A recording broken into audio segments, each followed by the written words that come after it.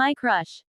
Every morning, I arrive early to school. Not because I love morning lessons, but because he is always there. His name is Farhan. Tall, neat haircut, and a smile that could melt ice. Whenever he walks past, my heart starts dancing inside my chest. I pretend to look at my phone, but I am secretly staring at him through the screen reflection. One day, our teacher paired us together for a class project. My legs almost gave up. Relax, girl, I told myself, don't disgrace your generation. We sat together in the library. He smelled like fresh soap and new books.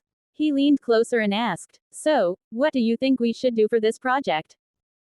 My brain, gone, offline, out of service. All I could think was, wow, his eyelashes are fine, Shaw. I finally managed to speak. Maybe, poster, topic, yes.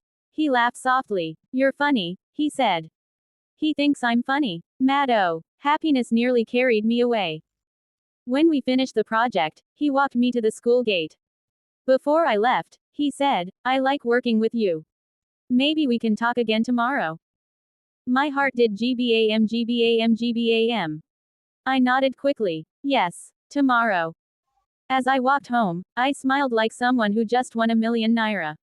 Crush is sweet oh, especially when he smiles back.